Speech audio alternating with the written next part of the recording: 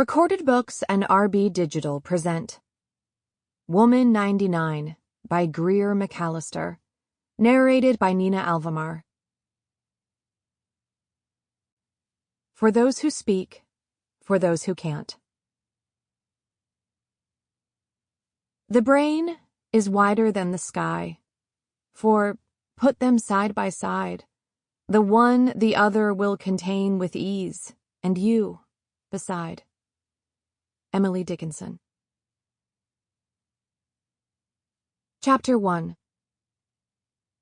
Golden Grove devoured my sister every time I closed my eyes. I saw the angle of her neck as she bobbed her head shyly, ducking it low, even as the high Moorish arch of the door soared far above her. The shift from day-bright sunshine to shrouded darkness as she passed inside. Figures in white all around her, pale as angels, menacing as demons. I hadn't seen her pass through the majestic front door, yet there the image was, clear as day. I had thought of my vivid imagination as a gift once. Phoebe's form I knew by heart, of course, never having known a world without my older sister in it. Golden Grove I knew because of our next-door neighbors, the Sidwells, who owned a majority interest.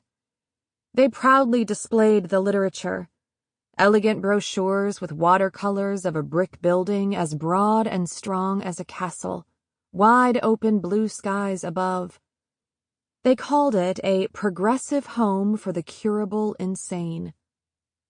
I used to sense hope echoing in the syllables of progressive and curable.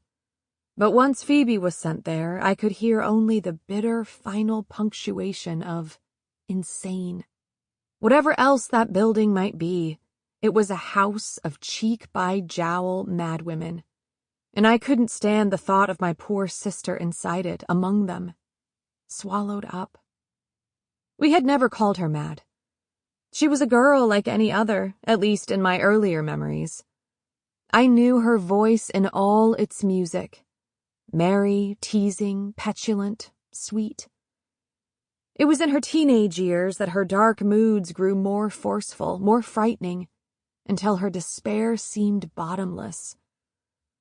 My mother insisted on smoothing it all over, pretending nothing was wrong. For a while, nothing really was. Incidents at home we could keep secret.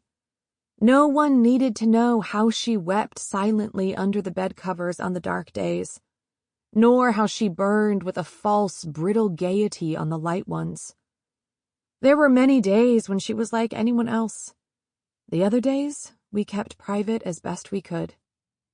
But after she strode down the luncheon table at Maddie Palmer's house in a giddy fit, turquoise silk slippers punting teacup after teacup to the floor, there was nowhere to hide. Father tucked her away for a fortnight in a San Rafael health house and spun a story about a passing flu. She came back all right, as far as I could tell. My mother forbade me to ask Phoebe what had happened there, but of course I asked many times. Either to protect me or herself, she would not say. 2 years later, at 22, there was another incident, much worse. Shouting in the night, screaming, howling. I'd fallen asleep long after midnight in a tangle of thick blankets with a pillow halfway over my head, yet I could still hear her. She was a fury, her voice a righteous trumpet blast. More voices followed, less angry but fierce. A lower one and a higher one. Father, mother. My body was heavy as lead in the darkness. I couldn't lift myself from the bed to follow the sounds. As the first slivers of dawn peeked through the shutters, my fatigue finally overcame me and I slept. When I rose in full day, the house was silent. The maids would tell me nothing. I didn't know until evening that my parents had delivered Phoebe to Golden Grove, and that this time her commitment would not be temporary. My sleeplessness the night my sister was carted off to the asylum did not improve the first week of her absence. Every time I closed my eyes, I saw her entering that Sample complete. Ready to continue?